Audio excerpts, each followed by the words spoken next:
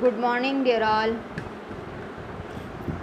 Today we will learn our first unit, second lesson, Aesop fables. In this lesson, we have seen two stories, but today we will learn only one story. The name of the story, The Stage at the Pool. But first of all, we learn about what is fable. Fables are the short stories that have a moral or message for us, something to learn. So I'm so we you all open your English textbook, page number 2, Aesop fable, lesson number 2, Aesop fable. I read line one by one line, and you seen the line when I explain all lesson. Are you ready? Shall we start? Yes. Fables are short stories that have moral message for us, something to learn and keep in mind as we grown up. Most of the fables have animal character who think and act just like a human being. In these stories, writer told us about fables. Fables means short stories होती है जिससे हमें कुछ सीखने को मिलता है या कुछ अच्छा सा मैसेज मिलता है. It is believed that many of the fables were first told by a wise person called Aesop. सबका यही मानना है कि ये स्टोरीज पीढ़ी के हिसाब से चलती आ रही है और सबसे पहले इसको जिसने बताया था उनका नाम था एसोप. Aesop lived 100 years ago in a country called Greece. Who told us fables?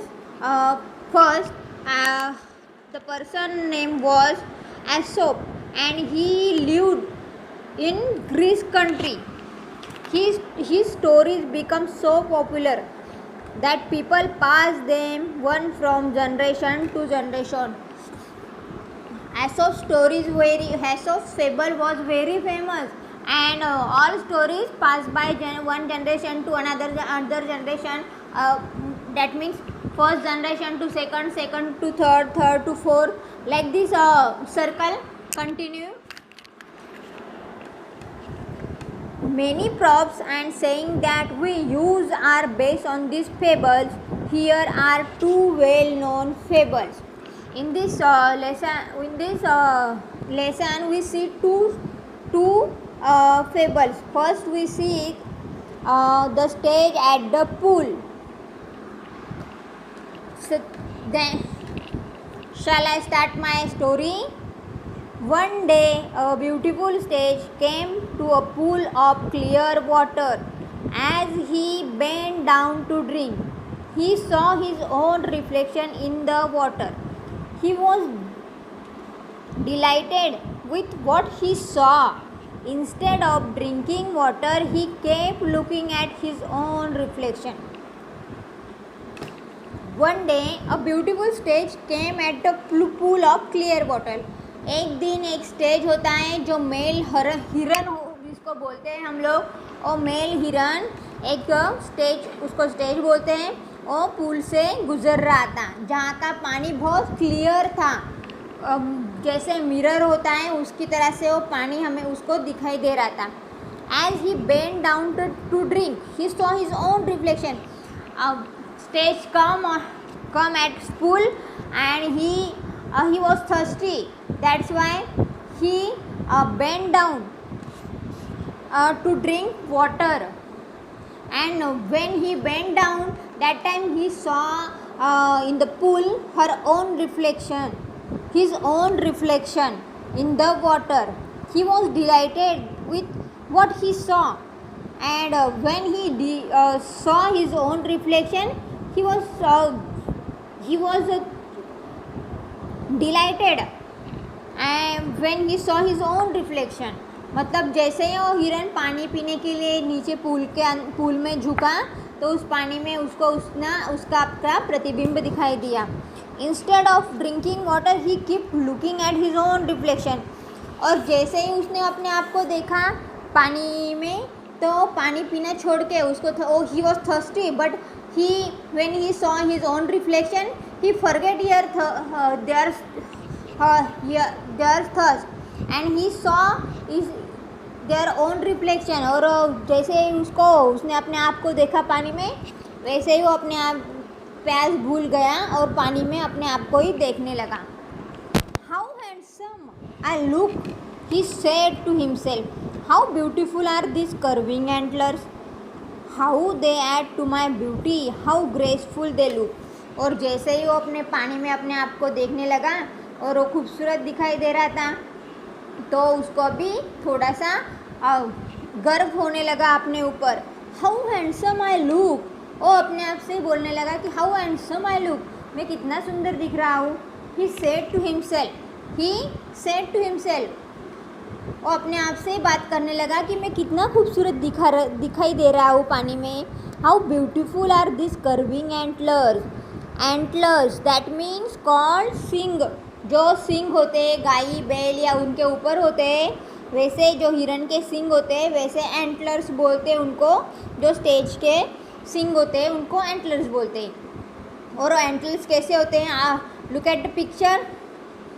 In this picture we saw the stage। He saw his own reflection in the pool, and his antlers also like different shapes। curving, it's called curving antlers, मतलब ऐसे टेढ़े मेढ़े मगर बहुत अच्छे आकार में उसके एंटलर्स दिखाई दे रहे थे। how they add to my beauty, how graceful they। और वो खूबसूरत से एंटलर्स अपने सिंग देख के और बोलने लगा कि ये मेरे एंटलर्स कितने सुंदर हैं, मेरे सिंग मेरी खूबसूरती में चार चांद लगा रहे। Then he moved near and saw his legs reflected in the pool। He was quite disgusted। When he saw his own reflection, antlers reflection, he was happy, but when he saw other body parts, that means legs, that time he was quite obsessed और disgusted। तो जैसे ही उसने अपने आप को पानी में, अपने पाँव को पानी में देखा तो थोड़ा सा नाराज़ हो गया और ऐसे उसको ऐसे घिन बोलते हैं ना, घिना आती है हमें। वो कैसे कुछ गंदी चीज़ देखने के बाद हमें कैसे होता है, उस तरह से उसको फील हुआ। Look at my legs, how they are so ugly. और जैसे when he saw his antler, that time he told how beautiful, how handsome I look, how they add to my beauty।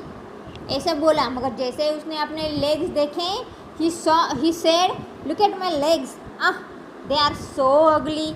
इस तरह से वो बोलने लगा अपने आप से।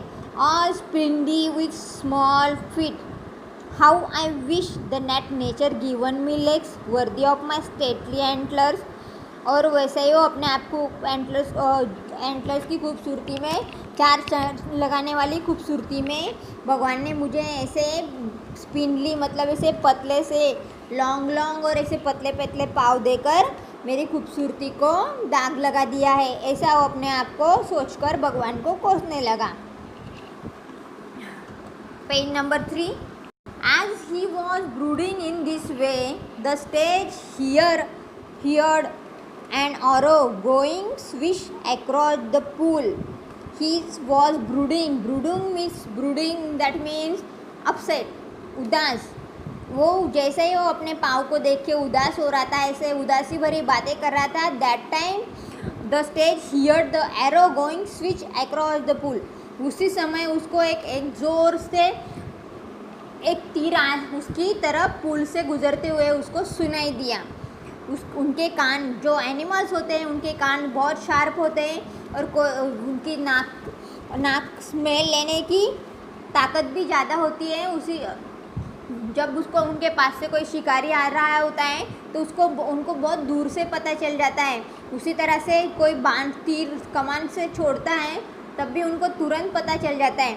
उसी तरह से स्टेज को भी एक तीर उनके उसके पास से गुजरते हुए सुनाई दिया. At the same time he pick, brooding means उदास, स्विश अक्रॉस, जोरदार तीर, गुजरना कान की बाजू से. He pick up the scent of and hunters, and वैसे ही जैसे ही तीर उसको सुनाई दिया, थोड़ी देर बाद उसको वो हंटर्स मतलब जो शिकारी करने वाला शिकारी होता है उसकी स्मेल खुशबू उसको महसूस हुई. With the quick turn he bounded away, और जैसे उसको खुशबू सुनाई दी और समझ गया कि अभी मैं खतरे में हूँ, और वो ज़ोर से पीछे मुड़ा और बाउंडेड अवे, और ज़ोर ज़ोर से छलांग मारते हुए वहाँ से भाग गया. His legs carried him swiftly in the forest. When Stage heard the arrows going swish across the pool, and he smelled hunters. That time he bounded away, and his legs carried him swiftly into the forest. जैसे उसने वो सब महसूस किया, खतरा महसूस किया, वैसे ही वो अपने पाँव के साथ ज़ोर ज़ोर से फॉरेस्ट की तरफ भागने लगा.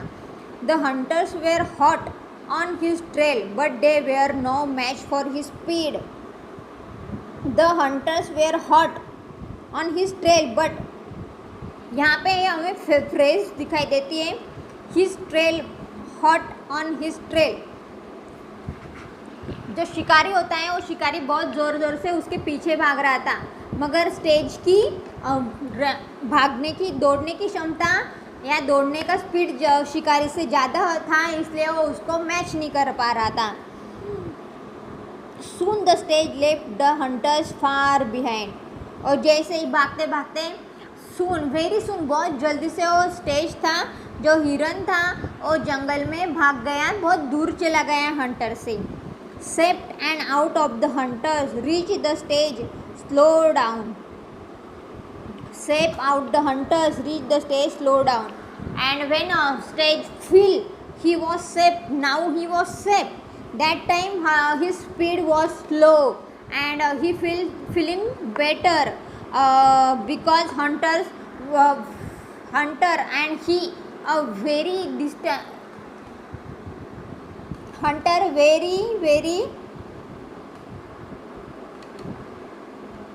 long away from stage. That why stage slow down. Suddenly, without realizing, he walked into thicket. But he was afraid, and he was run away. But he can't understand when he run away. He only save her life. That's why he run away. Stage run away. But when he was feel hunters, now I am safe. That time he realizing, he walk into a thicket. जैसे ही हिरन को पता चला कि वो बहुत दूर आ गया है, अभी शिकारी उससे थोड़ा बहुत दूर है, वो अभी खतरा नहीं है उसके ऊपर, वो थोड़ा स्लोली हो गया उसका स्पीड, मगर वो भागते भागते उसको पता नहीं चला कि वो कितनी दूर आ गया और कहाँ आ गया. वो थिकेट मतलब बहुत ऐसी जगह होती है जहाँ बहुत सारे पेड़ एक दूसरे में फंसे हुए होते. बहुत घना जंगल होता है जिसकी बहुत सारी पेड़ों की ब्रांचेस एक दूसरे में अटकी हुई होती है. ऐसे घने जंगल में वो भाग कर आ गया था. There were trees with strong branches growing close together. He came into thicket, and that time he saw spread trees with strong branches growing close together. जब मैंने बोला ना आपको कि थिकेट मतलब ऐसी जगह है वहाँ के बहुत सारे पेड़ होते हैं और पेड़ की ब्रांचेस होती है, जो पेड़ों की टहलियाँ होती हैं वो एक दूसरे के अंदर फंसी हुई होती है. इतना बहुत घना जंगल होता है वहाँ पे, दिन में भी रोशनी नहीं दिखाई देती है, इतना अंधेरा होता है. एंड अल्लास, उसको अफसोस हो गया. अल्लास मीन्स दैट्स मीन अफसोस. The same antlers of which he was so proud got caught in the thick growth. अभी उसको देखो, उसको अफसोस हो रहा था. क्यों? क्योंकि वो सेम एंटलर्स दैट मीन वो एंटलर जिसके ऊपर उसको नाज हो रहा था, वो उसकी खूबसूरती में चांद चार लगाने वाले एंटलर्स थे, उसके उसे प्राउड हो रहा था। अभी वही एंटलर्स उसके वो झाड़ियों में फंस गए। The stag tried to shake himself free but the more he struggled the more entangled his antlers got in the branches. He was happy when he saw his antlers in the pool, but after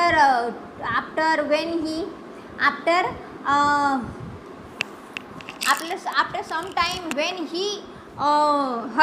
his antlers caught in the thick growth, that time he was upset. The stage tried to shake himself free.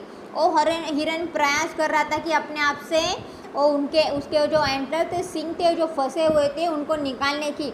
But the more struggle the more angles his antlers got in the branches. जैसे जैसे वो struggle कर रहा था, जैसे जैसे वो प्रयास कर रहा था निकालने के लिए, वैसे वैसे उसके वो सिंग ज़्यादा से ज़्यादा फंसते जा रहे थे।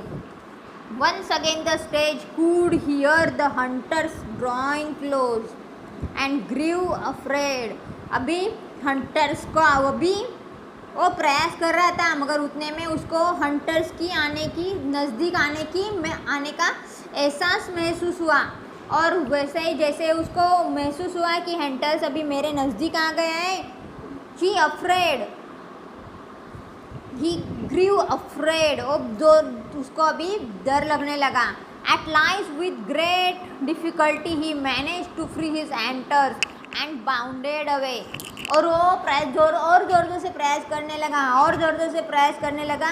जैसे उसको महसूस हुआ कि अभी यह शिकारी मेरे नज़दीक आ रहा है, तो अपनी सींगों को उन पेड़ों की शाखाओं से निकालने के लिए ज़ोर से प्रयास करने लगा। एंड आफ्टर सम टाइम, बहुत प्रयासों के बाद, बहुत दिक्कतों के बाद उसने अपने वो सींग वहाँ से निकाल लिए, मगर सींग bounded his antlers and bounded away. मगर उसके उस प्रयास में उसके एंटलर जो उसके सींग थे वो बहुत बुरी तरह से जख्मी हो गए थे, और उसके साथ में वो ऐसे ही अपने आप को झाड़ियों से निकाल के आगे भाग गया और उसने अपने आप को वापस से सेव कर लिया। I realize now that my ugly feet saved my life. Remember, when first time he saw his legs, that time he said, they are so ugly. They all splinty with small feet. ऐसा उसने बोला था। He was quite disgusted when he saw his antler. But after all this incident, finally he realized now that my ugly feet save my life. मतलब उसको अभी महसूस हुआ। पहले तो उसको ऐसा लग रहा था कि एंटलर्स मेरी खूबसूरती बढ़ा रहे हैं और मेरे पाँव मेरी खूबसूरती कम कर रहे हैं, मगर इतने प्रयासों के बाद उसको पता चला कि उसको महसूस हुआ, रियलाइज़ हुआ कि जिन पाँव के ऊपर उसने उसको ऐसे शर्मिंदगी महसूस हो रही थी, उसी पाँव ने आज उसकी जान बचाई। And I was so proud of this handsome antlers but they would have been the cause of my death. He realise कि जिसके ऊपर उसको नाज हो रहा था, आज उनकी वजह से उसकी जान जाने वाली थी, और जिनके ऊपर उसको अफसोस हो रहा था, उसकी वजह से उसकी जान बच गई। But they would have been cause of my death. Very often we dislike the very things that the most useful to us. That means the moral of the story, many times we upset dislike some things in ourselves, but one day these things feel us very proud. मतलब हमें कभी कभी अपनी कुछ गलतियों कुछ चीज़ें अपने आप में कुछ कमी महसूस होती है, कमियों के ऊपर वजह से हम अपने आप को शर्मिंदगी महसूस करते हैं, मगर ऐसा नहीं होता है, हर एक चीज़ का, हर एक वस्तु का, हर एक चीज़ का महत्व होता है और टाइम आने पे वो अपना काम बराबर करती है और हमें फील कराती है कि वो हमें शर्मिंदगी नहीं महसूस कर सकते, उसके ऊपर हमें प्राउड करना होता है. This is the now our lesson is over. I hope you understand. Today we learn our second story, The Dog in the Manger. At first I send you some homework and some hard words which is came into the lesson. I hope all of you understand the lesson.